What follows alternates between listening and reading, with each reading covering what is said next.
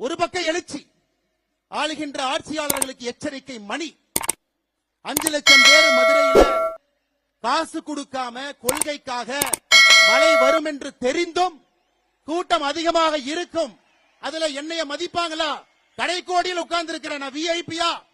எனக்கு சேர் கொடுப்பாங்களா? எந்த கேள்வியும் இல்லாம இது என்னுடைய மாநாடு, என்னுடைய வாழ்வியல் முறையை காக்கக்கூடிய மாநாடு என்று வந்திருக்கின்றீர்கள்.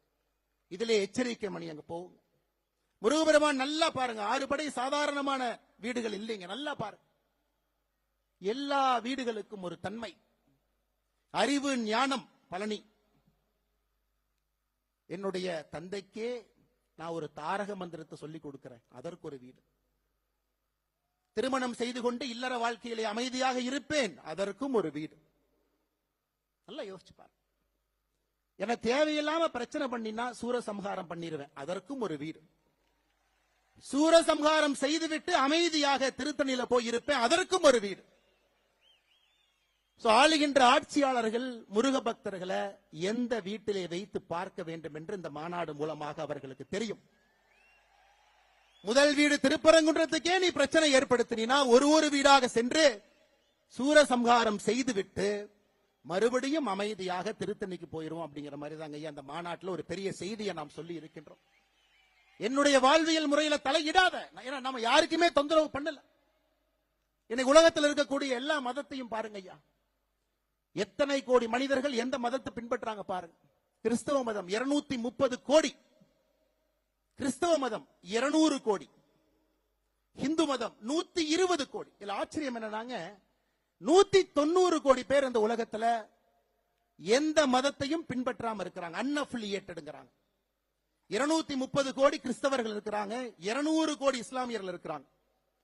190 கோடி பேர் எந்த மதத்தையும் சாராதவர்கள், இந்து மதத்தை சார்ந்தவங்க 120 கோடி. எத்தனை நாட்டில் இருக்காங்கன்னு பாருங்க. இந்த மதத்தை பின்பற்றக்கூடியவங்க எத்தனை நாட்டில் இருக்காங்க? கிறிஸ்தவ மதத்தை பொறுத்தவரை 120 நாடுகள்ல அவங்க பெரும்பான்மை. இஸ்லாமிய மதத்தை பொறுத்தவரை 53 நாடுகள் அவர்கள் பெரும்பான்மை.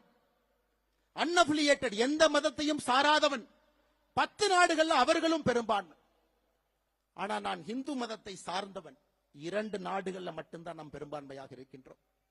இரண்டாவது, இந்த மாநாட்டினுடைய முக்கியமான நோக்கம், ஒரு இந்துவுக்கும் இந்த எழுச்சி இருக்கணுங்க ஐயா, ஒருத்தருக்கு இருக்கணும். முன்னோர்கள் எப்படி இந்த வாழ்வியல் முறையை கட்டி காத்து பத்திரமாக நம்ம கிட்ட கொடுத்துட்டு போனாங்களோ அதே மாதிரி பத்திரமாக பாதுகாத்து நம்முடைய சந்ததியருக்கு நம்ம கொடுக்கிறோமா அப்படிங்கிற கேள்வியை எழுப்புவதற்கும் இங்கே முருகர் மாநாடு மதுரையில் நடந்து கொண்டிருக்கிறது. அன்பு சொந்தங்களே, யாருக்கோ பிரச்சனை, எனக்கு இல்ல, அந்த பிரச்சனை நமக்கு வரும். எங்கேயோ கோயில் அடிக்கிறாங்க, எனக்கு பிரச்சனை இல்ல, நமக்கு வரும். யாரோ திருச்செந்தூர்ல கியூல போய் நிக்கிறவங்க மயங்கி விழுந்து சாகுறாங்க, பிரச்சனை நமக்கு வரும்.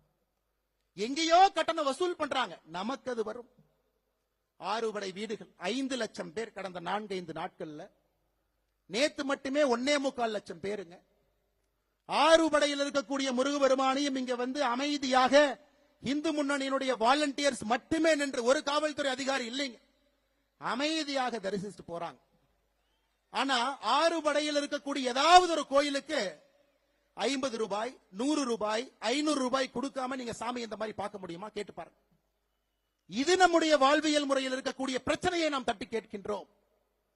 எதற்கு தமிழகத்தில் 2 சட்டங்கள் இருக்கிறது, இந்துவுக்கு ஒரு சட்டம், இந்து மதத்தை சாராதவர்களுக்கு இன்னொரு சட்டம், எதற்கு என்பதை கேட்பதற்காக மதுரை மண்ணில் நின்று கொண்டிருக்கின்றோம். அன்பு சொந்தங்களே, ஏதோ இந்த மாநாடு எலெக்ஷனுக்காக, இந்து முன்னணியினுடைய பெரியவர்கள் அவர்களுக்கும் அரசியலுக்கும் சம்பந்தம் இல்லை. எனக்கு தெரியும் 2026 தேர்தலுக்கு இது சம்பந்தம் இல்லை என்றாலும் கூட மக்களுக்கு நிதி வேண்டாம், சாமி வேண்டும் என்பதை முடிவு செய்து விட்டார்கள். அது மக்கள் முடிவு பண்ணிட்டாங்க, யாரு சாமி யாரு நிதி நீங்க முடிவு பண்ணிக்க. அதனால இது அரசியலுக்காக கிடையாது. இது ஒரு மிக முக்கியமாக நாம் இந்த கூட்டத்திலே ஒன்றாக சேர்ந்திருப்பது நம்முடைய வாழ்வியல் முறையை மீட்டெடுப்பதற்காக, கேள்வி எழுப்புவதற்காக. இந்த ஒரு தீர்மானமுமே நம்முடைய வாழ்வியல்